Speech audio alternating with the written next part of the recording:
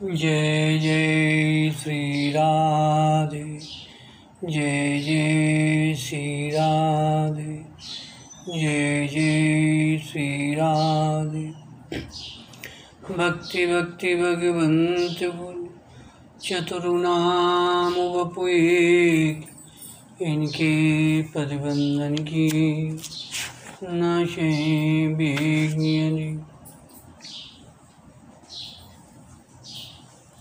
आज की कथा में श्रीमद् भागवत में वर्णित रास पंचाध्यायी में से भगवान की रास लीला का कुछ संक्षिप्त एवं विस्तार से वर्णन करेंगे।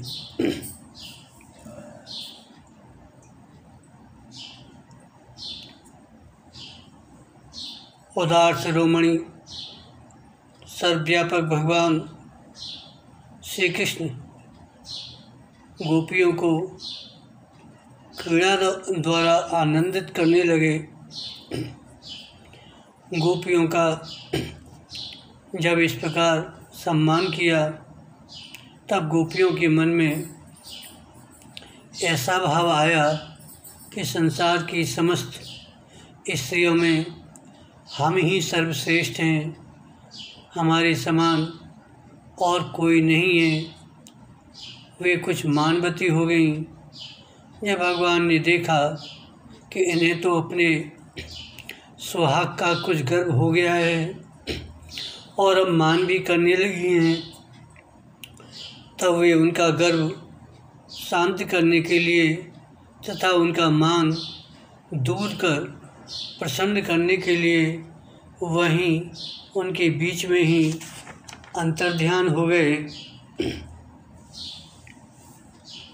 इस प्रकार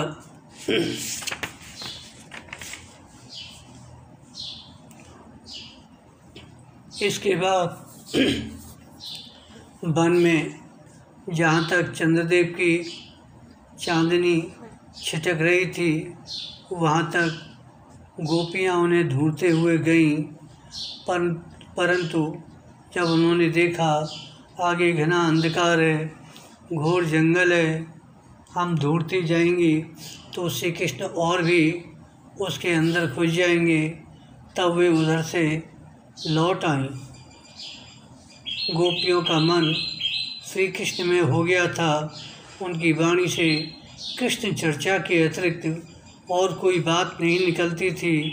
उनके शरीर से केवल श्री कृष्ण के लिए और केवल श्री कृष्ण की चेष्टाएं हो रही थीं। उनका रोम रोम, उनकी आत्मा श्री कृष्ण में हो रही थी। वे केवल उनके गुणों और लीलाओं का गान कर रही थी और उनमें इतनी तन्मय हो रही थी, उन्हें अपने शरीर की सुध नहीं थी कि घर की याद कौन करता। गोपियों का रोम रोम इस बात की प्रतीक्षा और आकांक्षा कर रहा था कि जल्दी से जल्दी श्री कृष्ण आए। श्री कृष्ण की ही भावना में डूबी हुई गोपियाँ यमुना जी के पावन पुलिन पर रमण रेती में लौट आईं और एक साथ मिलकर श्री कृष्ण के गुणों का गान करने लगी।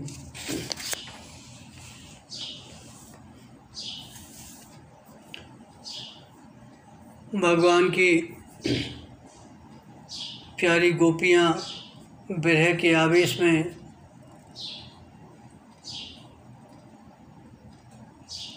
इस प्रकार भांत भांत से गाने और प्रलाप करने लगी।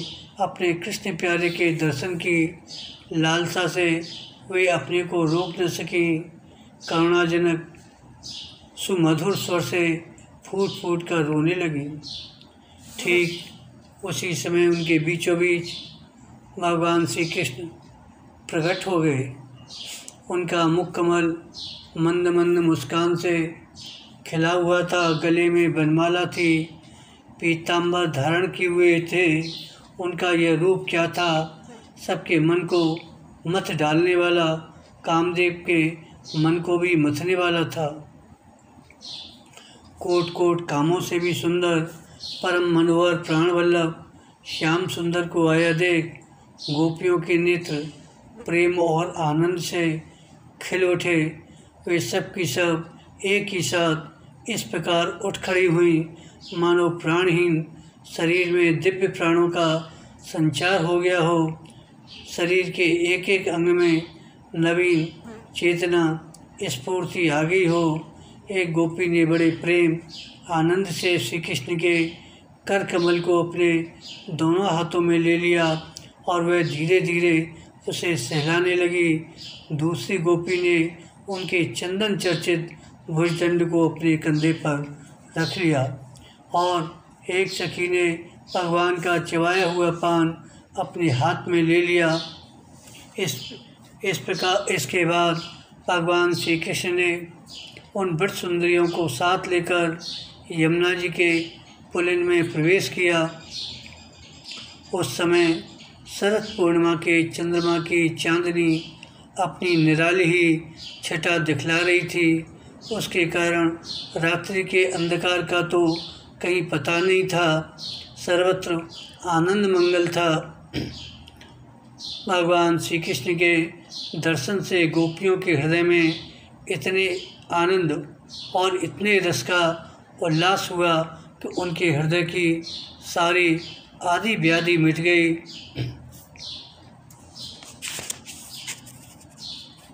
अब गोपियों ने अपने वक्षस्थल पर लगी हुई रोली केसर से चिन्हित ओढ़नी को अपने परम प्यारे सुहित श्री कृष्ण के विराजने के लिए बिछा दिया। बड़े बड़े योगीश्वर अपने योग साधन से पवित्र किए हुए हृदय में जिनके आसन की कल्पना करते रहते हैं, किंतु फिर भी अपने हृदय सिंहासन पर बिठा नहीं पाते, वही सर्वशक्तिमान भगवान यमुना जी की रेती में गोपियों की ओढ़नी पर बैठ गए और सहस्त्र सहस्त्र गोपियों के बीच में उनसे पूजित होकर भगवान बड़े ही शोभायमान हो रहे थे। परीक्षित तीनों लोकों में तीनों कालों में जितना भी सौंदर्य प्रकाशित होता है वह सब तो भगवान के बिंदु मात्र सौंदर्य का आभास भर है। वे उसके एकमात्र आश्रय हैं। भगवान श्री कृष्ण अपने इस अलौकिक सौंदर्य के द्वारा उनके प्रेम और आकांक्षा को और भी उभार रहे थे। गोपियों ने अपनी मंद मंद मुस्कान, विलासपूर्ण चितवन और तिरछी बाहों से उनका सम्मान किया। किसी ने उनके चरण कमलों को अपनी गोद में रख लिया तो किसी ने उनके कर कमलों को। वे उनके संस्पर्श का आनंद लेती हुई कभी कभी कह उठती थीं, कितना सुकुमार है, कितना मधुर है। इसके बाद श्री कृष्ण के छिप जाने से मन ही मन तनिक रूठकर उनके मुँह से ही उनका दोष स्वीकार कराने के लिए गोपियाँ कहने लगीं, हे नटनागर, कुछ लोग तो ऐसे होते हैं जो प्रेम करने वालों से ही प्रेम करते हैं और कुछ लोग प्रेम न करने वालों से भी प्रेम करते हैं, परंतु कोई कोई दोनों से ही प्रेम नहीं करते। प्यारे, इन तीनों में तुम्हें कौन सा अच्छा लगता है? भगवान श्री कृष्ण बोले, मेरी प्रिय सखियों, जो प्रेम करने पर प्रेम करते हैं उनका तो सारा उद्योग स्वार्थ को लेकर है, लेन देन मात्र है। न तो उनमें सौहार्द है और न तो धर्म। उनका प्रेम केवल स्वार्थ के लिए ही है, इसके अतिरिक्त उनका और कोई प्रयोजन नहीं है।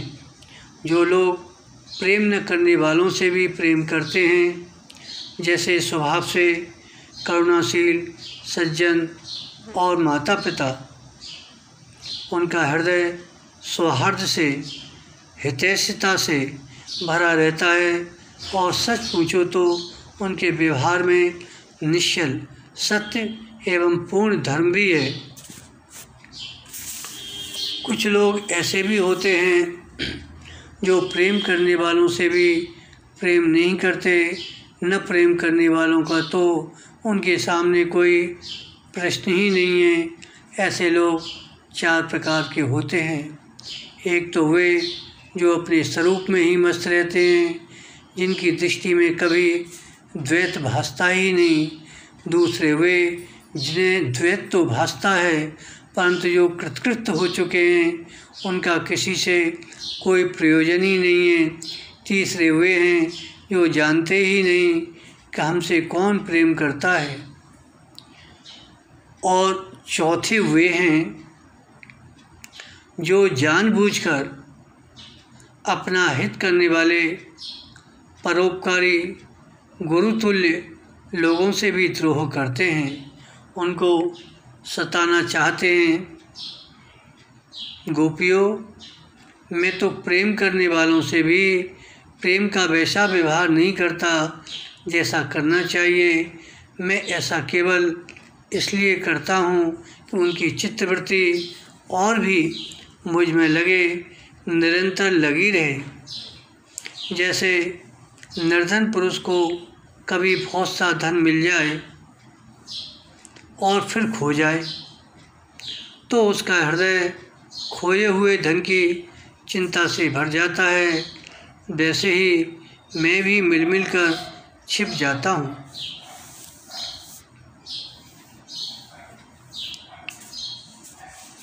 गोपियों, इसमें संदेह नहीं है, तुम लोगों ने मेरे लिए लोक मर्यादा, वेद मार्ग, अपने सगे संबंधियों को भी छोड़ दिया। ऐसी स्थिति में तुम्हारी मनोवृत्ति और कहीं न जाए, अपने सौंदर्य और सुहाग की चिंता न करने लगे, मुझ में ही लगी रहे। इसलिए परोक्ष रूप से तुम लोगों से प्रेम करता हुआ मैं छिप गया था। इसलिए तुम लोग मेरे प्रेम में दोष मत निकालो। तुम सब मेरी प्यारी हो, मैं तुम्हारा प्यारा हूँ। मेरी प्यारी गोपियों, तुमने मेरे लिए घर गृहस्थी की उन बेड़ियों को तोड़ डाला है जिन्हें बड़े बड़े योगी यति भी नहीं तोड़ पाते। मुझसे तुम्हारा यह मिलन, यह आत्मिक संयोग सर्वथा निर्मल और सर्वथा निर्दोष है। यदि मैं अमर शरीर से, अमर जीवन से अनंत काल तक तुम्हारे प्रेम, सेवा और त्याग का बदला चुकाना चाहूँ तो भी नहीं चुका सकता। मैं जन्म जन्म के लिए तुम्हारा ऋणी हूँ। तुम अपने सौम्य स्वभाव से, प्रेम से मुझे उऋण कर सकती हो, परंतु मैं तो तुम्हारा ऋणी हूँ।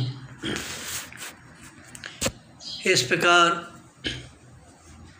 गोपियाँ भगवान की प्रेम भरी मधुर वाणी सुनकर जो कुछ विरहजन्य ताप शेष था उससे भी मुक्त हो गईं और सौंदर्य माधुर निधि प्राण प्यारे के अंग संग से सफल मनोरथ हो गईं। भगवान श्री कृष्ण की प्रेयसी और सेवका गोपियाँ एक दूसरे की बाहों में बाह डाले खड़ी थीं। उन स्त्री रत्नों के साथ यमुना जी के पुलिन पर भगवान ने अपनी रसमयी रास क्रीड़ा आरंभ की। संपूर्ण योगों के स्वामी भगवान श्री कृष्ण दो दो गोपियों के बीच में प्रकट हो गए, उनके गले में अपना हाथ डाल दिया। इस प्रकार एक गोपी और एक कृष्ण, यही क्रम था। सभी गोपियाँ ऐसा अनुभव करती थीं, हमारे प्यारे तो हमारे ही पास हैं। इस प्रकार सहस्त्र सहस्त्र गोपियों से शोभायमान भगवान श्री कृष्ण का दिव्य रासोत्सव प्रारंभ हुआ। उस समय आकाश में सत विमानों की भीड़ लग गई। सभी देवता अपनी अपनी पत्नियों के साथ वहां आ पहुँचे। रासोत्सव के दर्शन की लालसा से, उत्सुकता से उनका मन उनके बस में नहीं था। स्वर्ग की दिव्य धुंधुलियाँ अपने आप बज उठीं। रास मंडल में सभी गोपियाँ अपने प्रियतम श्याम सुंदर के साथ नृत्य करने लगीं। उनकी कलाइयों के कंगन, पैरों के फायजे और करधनी के छोटे छोटे घुंघरू एक साथ बज उठे। असंख्य गोपियाँ थीं, इसलिए यह मधुर धुनी भी बड़े ही जोर की हो रही थी। यमुना जी की रमण रेती पर ब्रज सुंदरियों के बीच में भगवान श्री कृष्ण की अपूर्व शोभा हुई। नृत्य के समय गोपियाँ तरह तरह से ठुमक ठुमक कर अपनी पाँव कभी आगे बढ़ाती और कभी पीछे हटा लेती। कभी गति के अनुसार धीरे धीरे पाँव रखती तो कभी बड़े वेग से, कभी चाक की तरह घूम जाती। कभी बड़े कलापूर्ण ढंग से मुस्कुराती तो कभी भौहें मटकाती। नाचने के परिश्रम से उनके मुंह पर पसीने के बूंदें झलकने लगीं। केसों की चोटियाँ कुछ ढीली पड़ गई थीं। नीवी की गांठें खुली जा रही थीं। इस प्रकार नटवर नंदलाल की परम प्रेसी गोपियाँ उनके साथ गा गा कर नाच रही थीं। उस समय ऐसा जान पड़ता था मानो बहुत से श्री कृष्ण तो सामने सामने मेघ मंडल हैं और उनके बीच बीच में चमकती हुई गोरी गोपियाँ बिजली हैं। गोपियों का जीवन भगवान की रति है, प्रेम है। वे श्री कृष्ण से सटकर नाचते नाचते ऊंचे स्वर से मधुर गान कर रही थीं। कोई गोपी भगवान के साथ उनके स्वर में स्वर मिलाकर गा रही थी। वह श्री कृष्ण के स्वर की अपेक्षा और भी ऊंचे स्वर से राग अलापने लगी। उसके विलक्षण और उत्तम स्वर को सुनकर वे बहुत ही प्रसन्न हुए और वाह वाह करके उसकी प्रशंसा करने लगे। एक गोपी नृत्य करते करते थक गई। उसकी कलाइयों से कंगन और चोटियों से बेला के फूल खिसकने लगे। तब उसने अपने बगल में ही खड़े मुरली मनोहर श्याम सुंदर के कंधे को अपनी बाहों से कसकर पकड़ लिया। भगवान श्री कृष्ण ने अपना एक हाथ दूसरी गोपी के कंधे पर रखा था। वह स्वभाव से तो कमल के समान सुगंध से युक्त था। उस पर बड़ा सुगंधित चंदन का लेप भी था। उसकी सुगंध से वह गोपी पुलकित हो गई। उसका रोम रोम खिल उठा। उसने झट से उसे चूम लिया। एक गोपी नृत्य कर रही थी। नाचने के कारण उसके कुंडल हिल रहे थे। उसकी छटा से उसके कपोल और भी चमक रहे थे। उसने अपने कपोलों को भगवान श्री कृष्ण के कपोलों से सटा दिया और भगवान ने उसके मुंह में अपना चबाया हुआ पान दे दिया।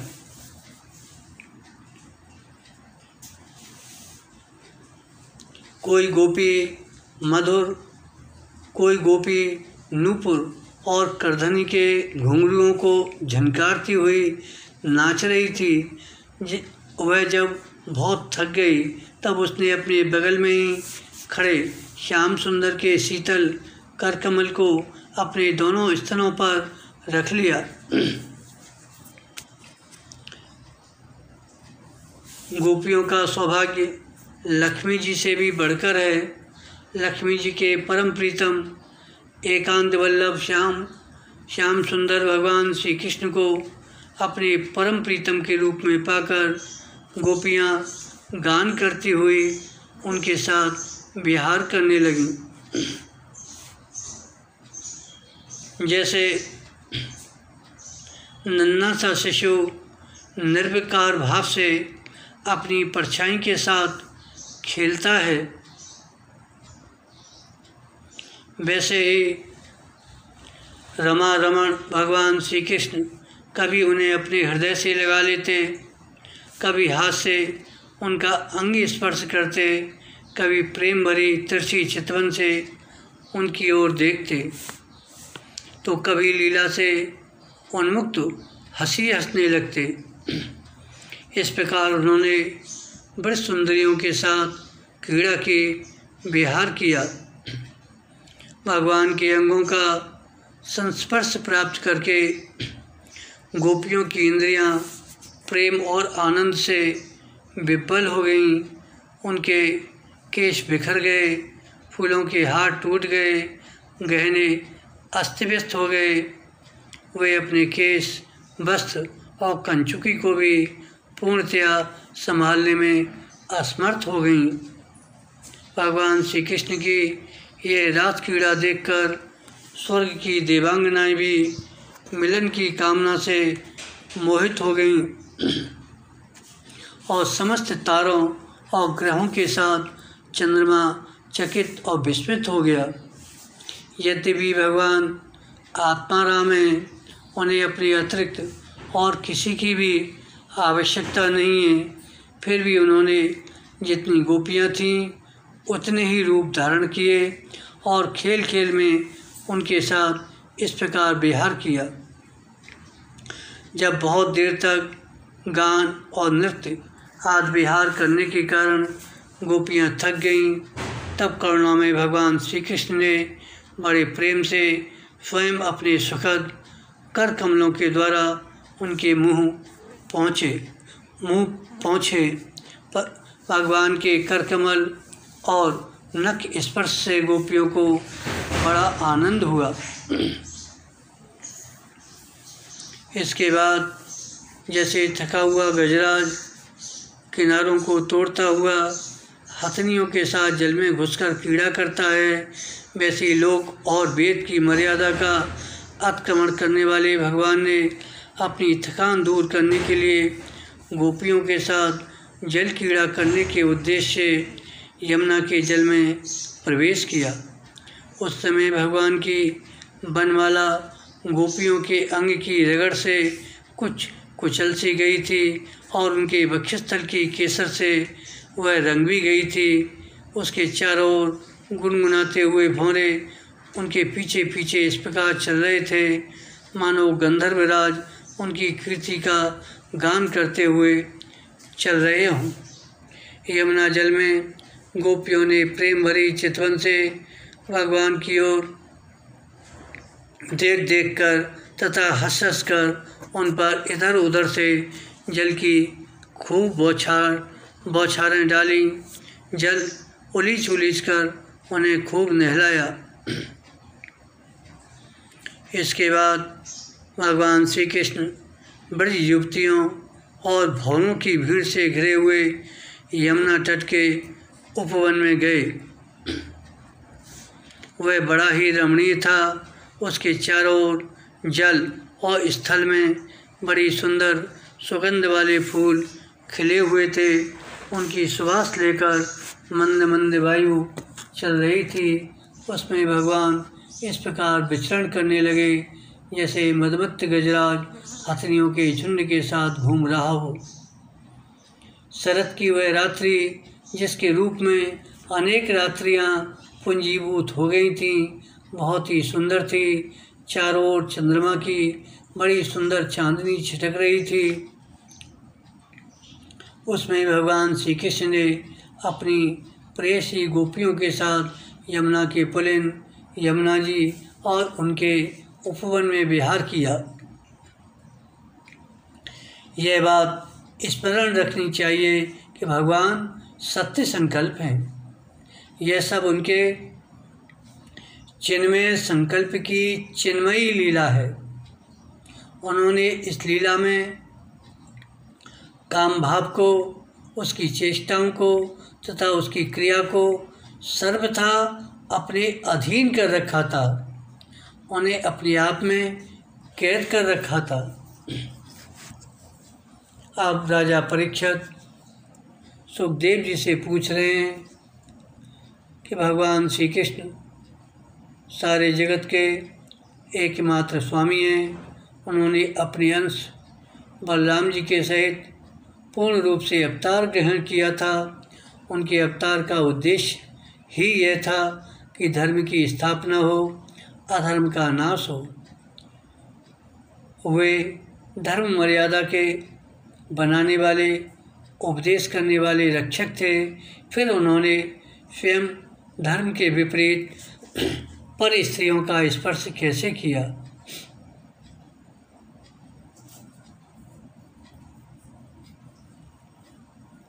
परम ब्रह्मचारी मुनीश्वर, आप कृपा करके मेरा यह संदेह मिटाइए। सुखदेव जी कहते हैं, परीक्षित, सूर्य, अग्नि आदि ईश्वर कभी कभी धर्म का उल्लंघन और साहस का काम करते देखे जाते हैं, परंतु उन कामों से उन तेजस्वी पुरुषों को कोई दोष नहीं होता। देखो, अग्नि सब कुछ खा जाता है, परंतु उन पदार्थों के दोष से लिप्त नहीं होता। जिन लोगों में ऐसी सामर्थ्य नहीं है, उन्हें मन से भी वैसी बात कभी नहीं सोचनी चाहिए। शरीर से करना तो दूर रहा, यदि मूर्खतावश कोई ऐसा काम कर बैठे तो उसका नाश हो जाता है। देखो, भगवान शंकर ने हलाहल विष पी लिया, दूसरा कोई पिए तो वह जलकर भस्म हो जाएगा। इसलिए इस प्रकार के जो शंकर आदि ईश्वर हैं, अपने अधिकार के अनुसार उनके वचन को ही सत्य मानना और उसी के अनुसार आचरण करना चाहिए। उनके आचरण का अनुकरण तो कहीं कहीं ही किया जाता है।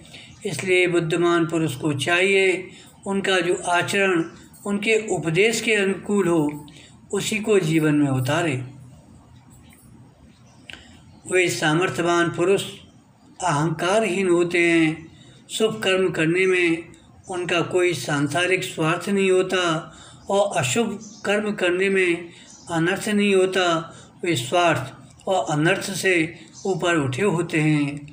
जब उन्हीं के संबंध में ऐसी बात है, तब तो पशु पक्षी मनुष्य देवता आदि समस्त चराचर जीवों के एकमात्र प्रभु सर्वेश्वर भगवान हैं। उनके साथ मानवीय शुभ और अशुभ का संबंध कैसे जोड़ा जा सकता है? जिनके चरण कमलों के रज का सेवन करके भक्तजन तृप्त हो जाते हैं, जिनके साथ योग प्राप्त करके उनके प्रभाव से योगी जन अपने सारे कर्म बंधन काट डालते हैं और विचारशील ज्ञानी जन जिनके तत्व का विचार करके तत्स्वरूप हो जाते हैं, समस्त कर्म बंधनों से मुक्त होकर स्वच्छंद विचरते हैं, वे ही भगवान अपनी भक्तों की इच्छा से अपना चिन्ह में श्री विग्रह प्रकट करते हैं। तब भला उनमें कर्म बंधन की कल्पना ही कैसे हो सकती है? गोपियों के, उनके पतियों के और संपूर्ण शरीरधारियों के अंतःकरण में जो आत्मा रूप से विराजमान हैं, जो सबके साक्षी और परम गति हैं, वही तो अपना दिव्य चिन्ह में श्री विग्रह प्रकट करके ये लीला कर रहे हैं। भगवान जीवों पर कृपा करने के लिए ही अपने को मनुष्य रूप में प्रकट करते हैं और ऐसी लीलाएं करते हैं जिन्हें सुनकर जीव भगवत परायण हो जाए। ब्रजवासी गोपों ने भगवान श्री कृष्ण में तनिक भी दोष बुद्धि नहीं की। वे उनकी योग माया से मोहित होकर ऐसा समझ रहे थे कि hमारी पत्नियां हमारे पास ही हैं। ब्रह्मा की रात्रि के बराबर वह रात्रि बीत गई। ब्रह्म मुहूर्त आया। यद्यपि गोपियों की इच्छा अपने घर लौटने की नहीं थी, फिर भी भगवान श्री कृष्ण की आज्ञा से वे अपने अपने घर चली गईं, क्योंकि वे अपनी प्रत्येक चेष्टा से, प्रत्येक संकल्प से केवल भगवान को ही प्रसन्न करना चाहती थी। सुखदेव जी कह रहे हैं, परीक्षित, जो धीर पुरुष ब्रज युक्तियों के साथ भगवान श्री कृष्ण के इस चिन्ह में रास विलास का श्रद्धा के साथ बार बार श्रवण और वर्णन करता है, उसे भगवान के चरणों में पराभक्ति की प्राप्ति होती है और वह बहुत ही शीघ्र अपने हृदय के रोग काम विकार से छुटकारा पा जाता है। उसका काम भाव सर्वदा के लिए नष्ट हो जाता है। श्याम प्यारी कुंज बिहारी जय जय श्री हरिदास दुलारी। श्याम प्यारी कुंज बिहारी जय जय श्री हरिदास दुलारी। श्याम प्यारी कुंज बिहारी जय जय श्री हरिदास दुलारी। जय जय श्री राधावर श्याम सुंदर रास बिहारी भगवान श्री कृष्ण की जय। जय जय श्री राधे।